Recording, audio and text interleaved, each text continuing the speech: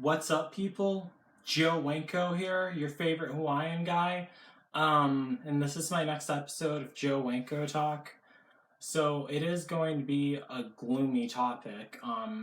It's not going to be that much about myself, but it will be kinda towards the end, really. Because I'm gonna kind of be talking about two different things, but they both kind of go with each other.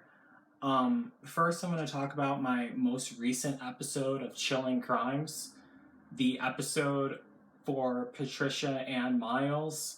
She was a 7-year-old girl who was murdered in Arkansas. I'll have the link to the Chilling Crimes episode. I'll have the link to it in the pinned comments, so you should go watch that before you watch this, because that's what I'm going to be talking about. So just go ahead and watch that. If you already seen it, then you can just keep listening then.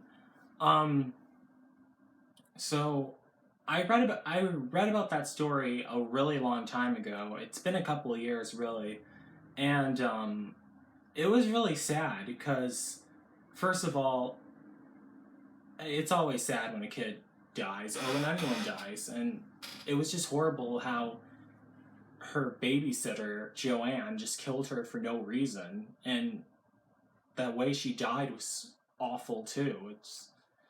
It was very unnecessary, and I didn't understand why she did that. She definitely seriously had mental problems. I've been thinking about it for a while. What I think happened or what I think triggered that, and I think I finally came up with the reason why Joanne killed Patricia Miles. Now, before I explain this, I just want to let everyone know I'm not trying to justify what Joanne did. I don't think Joanne deserves any leniency. She murdered this little girl and she stole this girl's life, and it was absolutely evil and absolutely unnecessary. And I think she should be in jail, and I think she should pay for it too. But the reason I think this is what happened. It's going to be kind of awkward to explain, but I'm going to give you guys an example though. So, back when I was 14 and 15 years old, there was this little boy who lived in my neighborhood. He always would like, me and him weren't really friends at all. Like, he was like, I think he was like 8 or 9, I was 15. He would always come next door because his parents never wanted him. He always liked going to the park, but his parents never wanted him to go to the park alone, and they never really had time to take him that often. So he would come over and he would ask me to take him to the park, and I would go and take him to the park all the time whenever he wanted to go, and I would just sit there and just watch him, make sure nothing bad's happening, and he would just play on the jungle gyms and everything. And then when he wanted to go home, I would just walk him back home. The park wasn't really that far away from where he lived. Here, one day, however, um, I don't know what I was so angry about that day. I think I was mad because I got into an argument with my adoptive mother. I think that was definitely it. But I didn't get into an argument with her at that moment. It probably was just something that stayed with me, and I was just in a really bad mood and angry. And my blood sugar was most likely off because with my type 1 diabetes, that affects my mood. And I was just like really annoyed, and I didn't want anyone talking to me or bothering me at all. And he would always come over and ring my doorbell whenever he wanted me to go to the park, take him to the park. When I heard the doorbell ring, I knew it was him, and I was just in a horrible mood. I was so angry and so pissed off. And I remember like storming down the stairs. He didn't notice, he didn't see me. Thank God he didn't. I remember storming downstairs, and I was going to yell at him because I was so pissed off and I didn't want anyone bothering me. But right before I swung the door open and started yelling at him, I decided I caught myself really quick, and I was like, whoa, whoa, whoa, whoa, whoa, calm down, calm down. He didn't do anything. He's not the reason why you're mad. You shouldn't snap on him. Like, what I'm angry about has nothing to do with him. He's just wants you to take him to the park. Don't yell at him or be mean or anything. And I calmed down. Really, I was still mad about the other stuff, but I wasn't mad at him, and I didn't snap on him. I just opened the door and was polite. He wanted me to take him to the park, and I did. I did take him to the park too. So Yeah, I think he moved away because I never saw him like a couple years afterwards, but he always wanted me to take him to the park because his parents didn't want him to go alone, but his parents were okay with me taking him to the park. So that's the thing, like I was really angry and I almost would have snapped on him, but I caught myself before that happened. I think I think that's what happened with the Patricia Ann Miles story. I think that woman, Joanne, was probably really pissed off in a really bad mood. And when Patricia Miles came over asking her for money, she probably snapped. But let me clarify one thing. I don't think Patricia Ann Miles, she did not deserve what happened to her. She definitely did not. So I'm definitely not saying that. I'm not saying that she caused it to happen to her either, for her babysitter to murder her like that. I'm just saying that with me and the boy who wanted me to take him to the park, I was really mad. I was going to yell at him. But before I was going to, I had self control and I used my self control and I stopped myself from snapping on him. And I definitely believe that this woman was mentally ill, obviously. And some people are severely mentally ill. I'm mentally ill. I have autism, ADHD, and everything. I'm not like psycho, definitely not psycho like that, not homicidal. But it does, my conditions do affect me and everything. But I had self control, so I didn't snap and yell at him. That's my point. Some people, however, who are really mentally ill, do not have that self control. So that's what I think what happened in that case. She probably just was really pissed off about some unrelated thing, and then as soon as Patricia came over, she just snapped, went berserk, and then she murdered this poor girl, and it's horrible. And I'm not saying that as an excuse for what she did, because there really was no excuse for what she did. She should have not done that to her, because Patricia never did anything to her. She was just coming over there asking her for money for some snacks that she wanted to get. She didn't have to give her any money, she could have just told her to leave. She didn't have to duct tape her face up and suffocate her to death and throw her in a field. That's horrible. And it's really sad because Patricia Ann Miles, she would have been the same age as me if she was still alive today, because she was born in 1996. I was born in 1995, but she was just a year younger than I was. And I felt really sorry for her, and that's why I wanted to go to her grave and leave flowers by her grave at Paradise Garden Cemetery. I actually I actually kind of always knew about that cemetery for a while. I always knew it existed. I'm not sure. I'm not sure where I first heard it. It wasn't with the Patricia Ann Miles story, but I knew that Paradise Garden Cemetery existed, and I knew it was down south, but I didn't know what state it was in, and it was Arkansas. That's the state it was in, Arkansas. And I actually did go to Paradise Gardens to visit, and I recorded a video there. I haven't posted it yet, but I'm going to try to upload it today. It's of me going to Paradise Gardens, and for those of you who don't know, I tried running away to Arkansas back in 2015, and if I would have ran away to Arkansas, I would have died because I would have been homeless and had no insulin. But the reason why is because I was miserable at my adoptive parents' house, and I wanted to run away because they were forcing me to keep a job I didn't like, and they were threatening to kick me out anyway. I'll have the link to that in the description. The time I almost ran away to Arkansas forever. Well, not in the description, but in the pinned comment, I'll have a link to that along with the episode of Chilling Crimes. And along with the video of me at the Paradise Gardens Cemetery in Arkansas, and I truly believed when I thought more about what almost happened in Arkansas and everything, I truly believed that if I would have ran away to Arkansas and died there, because I wouldn't have anyone to get insulin. I would have been homeless out there, and it's nothing but a bunch of vast fields. This is really gloomy. I don't even think my body would have even been found because it was just a whole bunch of fields, like deserted places. But if it was, I figured that, well, I knew I was going to be unidentified because I barely know anyone in Arkansas. I do have two friends in Arkansas. Like one friend who I went to high school with, my sister, you know who you are. But I unless she just so happened to stumble across that, I definitely wouldn't have never been identified at all. Unless my adoptive parents tracked down the remains of my biological father or twin brother and entered my DNA into a database and it matched. That's probably the only way they would. Um, but and if I was identified, my body would have not been returned back to Wisconsin. They would have kept it buried there in Arkansas. They definitely would have, because they wouldn't pay to have my body shipped back. And I always believed that I was going to be buried. I would have been buried at Paradise Gardens. That's why in those Arkansas videos I made, the ones of me walking around Arkansas with Cruel Summer playing in the background, I made two of those videos, one of the original Cruel Summer song and one of the remix Cruel Summer song. I'll have the link to those in the pinned comments. That's why there's so much focus of me walking around that cemetery, Paradise Gardens.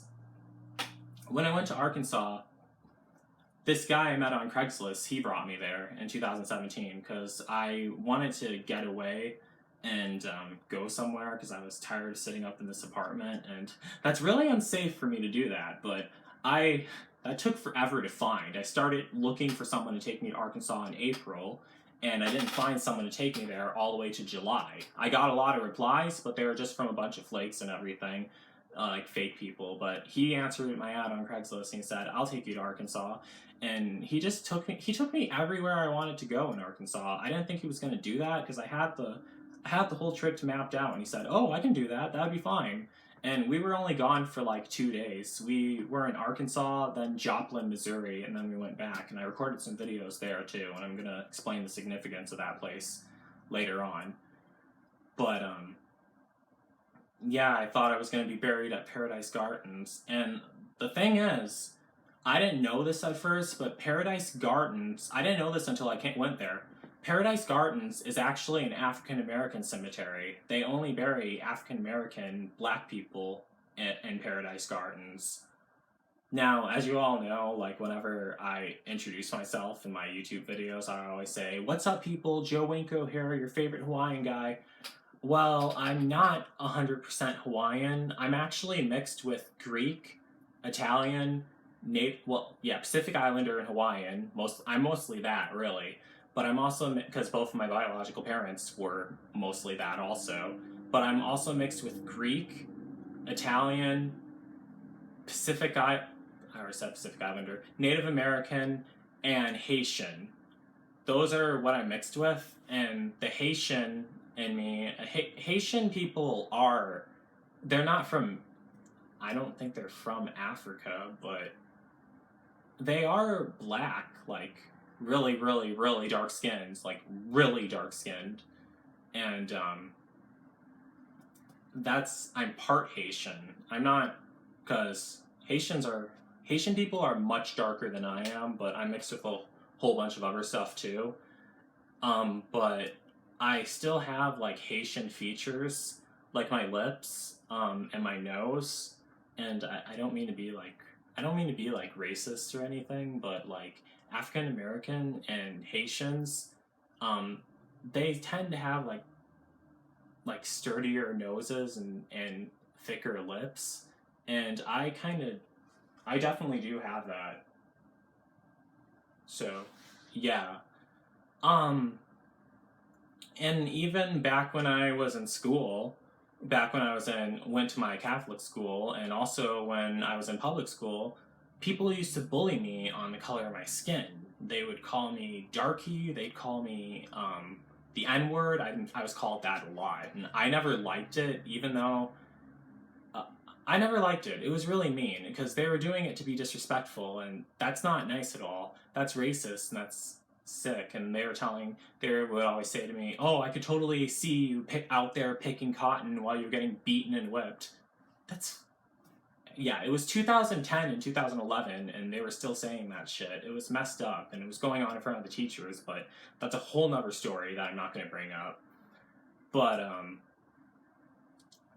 yeah. So I'm just saying that because at first I wasn't really sure if my body would have been found near Edmondson, Arkansas, if I would have ran away there in 2015 and ended up dying, because I would have been Like if I just thought he was gonna just drop me off in a field and leave me to wander around till I collapse and die of dehydration or type 1 diabetes. I felt like they would have found my body and they would have buried it at Paradise Garden Cemetery as a John Doe, unidentified male John Doe. And it is an African American cemetery, and my skin isn't very dark, as you notice. Um, it's funny because when we stopped off to visit some of my friends in Arkansas, my my high school friend's mother told me, "Oh, you're Hawaiian, but your skin is." I don't know, remember what she said, but she said my skin was very light and everything, and I said, "Well, that's what Wisconsin sunlight doesn't do for you. It doesn't darken your skin very much." But yeah.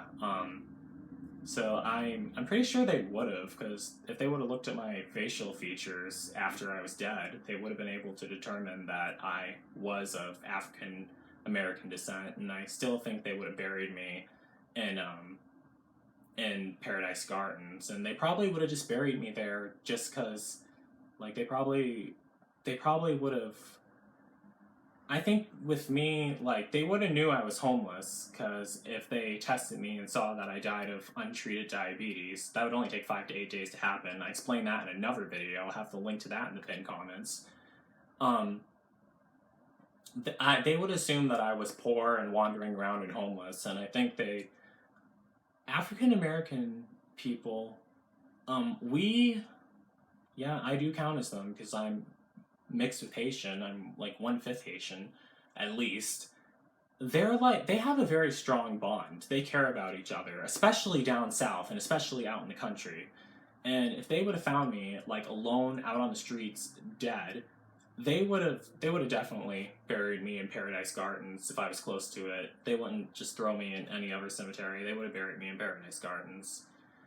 Even though, like, because when people, I don't mean to make this extremely gloomy, but when people die, all the blood drains out of their body. Well, it doesn't drain out of their body. Like, if you're fat, like, it does drain, like, in a different direction, and it takes the pigment out of your skin, so I would look, like, really pale and really dead, but my features would all still be there, depending on when the body is found, because it could take forever for them to. But even then, what they would do is they would like scan the bones and everything. And I actually did research on this. Like, African American people,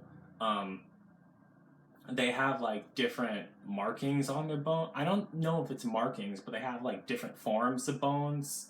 Kind of. There's like differences between a Caucasian person and an African American person's remains. That's how they're able to tell if if the person was African American or not. Yeah. So I definitely think I would have been buried at Paradise Gardens, even though it is an African American cemetery. But what do you guys all think? Do you guys think I would have been buried there too? Or do you not think I would have been buried? And explain why. So yeah, make sure to comment on that too. And sorry for bringing up that gloomy stuff, and my last episode of Joe Winko Talk was a little gloomy also. I'm doing better now. I mean, I quit that job I hated so much a really, really long time ago, and I'm figuring stuff out now. Well, I kind of already figured out. I'm just waiting for things to fall in place now with my life. Hopefully they do. But, and also my adoptive parents are sending me down south to live, which is really good because, as you all know, I really hate the state of Wisconsin, and I want to ditch it forever and leave. And, I'm glad I get to ditch it forever and leave while I'm alive instead of running away and dying somewhere. So yeah. So that's basically it for this episode of Joe Winko Talk. Yeah, it was gloomy. Rest in peace, Patricia Ann Miles. It's really sad what happened to her, but she's with God now. I know she definitely is. So yeah. That's it. So don't forget to like, don't forget to comment, don't forget to subscribe, and don't forget to like me on Facebook and follow me on Twitter, Instagram, and Tumblr. And that's it. Peace out, people.